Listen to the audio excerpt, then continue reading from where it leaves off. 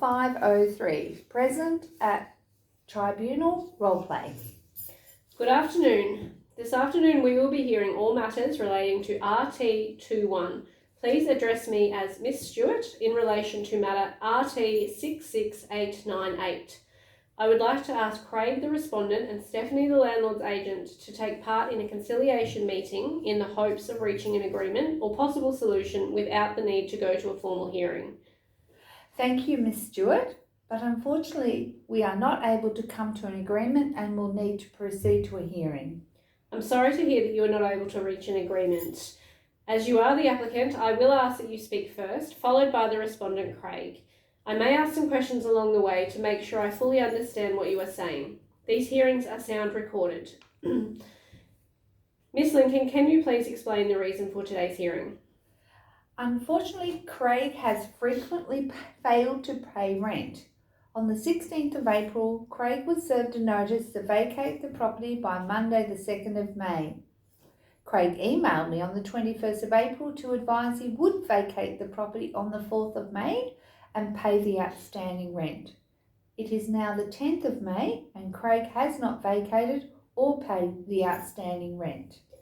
Thank you, Miss Lincoln. I can see from the hearing notes that the respondent, Craig, is 40 days in arrears, amounting to $1,428. Is that correct? Yes, that is correct. Craig, is there a reason you have not paid any rent or vacated the property as you advised Miss Lincoln that you would on the 4th of May? The reason for my constant late payment of rent is due to irregular work. My hours were cut back. I tried my best to pay when I said I would. I have also been stressed from work, making it difficult to concentrate on day-to-day activities, which is why I have not vacated the property. My work situation has improved and I will now be getting longer hours and have talked to my boss and he has agreed to make some changes to my work processes. I would like to stay at the property and pay off my arrears by making additional weekly payments until I am up to date with rent. Miss Lincoln, are you aware of Craig's request to remain at the property and to pay off the arrears by making additional weekly payments until the rent is paid up to date? Yes, I am aware, but unfortunately the owner of the property does not feel she can agree.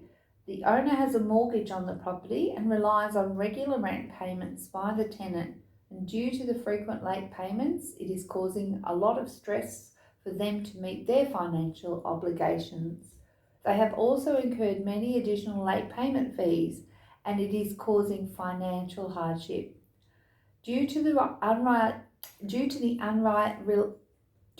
unreliability of tenants' payments, they require vacant possession of the property as soon as possible and an order for the amount of money owed to be payable as soon as possible. I did include in my supporting evidence financial documents showing the extent of the owner's hardship, and I believe the tenant does have a place to stay as he had planned on moving to a family member's home back on the 4th of May. Is that correct, Craig, that you do have somewhere to stay? Yes, that is correct, but I would really like the opportunity to stay in the property. Okay, I have considered evidence provided by both parties, and due to the tenant's unreliability to pay rent, the owner's financial hardship, and the fact that Craig does have alternate accommodation available to him, I am going to make an order for the residential tenancy agreement to be terminated in accordance with Section 87 of the Residential Tenancies Act 2010, as tenant has breached the agreement, failure to pay rent in accordance with the tenancy agreement. The Tribunal is satisfied in accordance with Section 89(5), the tenant has frequently failed to pay rent owing for the residential premises. The residential tenancy agreement is terminated and possession is to be given to the landlord on the date of termination. The tenant shall pay the landlord a daily occupation fee at the rate of $35.71 per day from the day after the date of termination, being the 17th of May 2022, until the date vacant possession is given to the landlord. If you refuse to leave, Miss Lincoln is able to obtain a warrant to take over the property. The warrant is then taken to the sheriff's office. The sheriff can then enforce you to leave the property. I am also making an order for the sum of $1,428 to be paid by instalments of not less than $100 per week, being rent from the 1st of April until today, the 10th of May.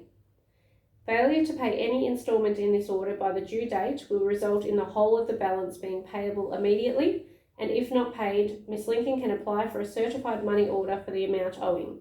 A printed copy of the orders will be available for your collection after this hearing, otherwise they can be emailed or posted within 5 days from this hearing. The decisions made by the Tribunal are legally binding. Do you understand, Craig? Yes. Thank you. This case is now dismissed. Thank you, Ms. Stewart.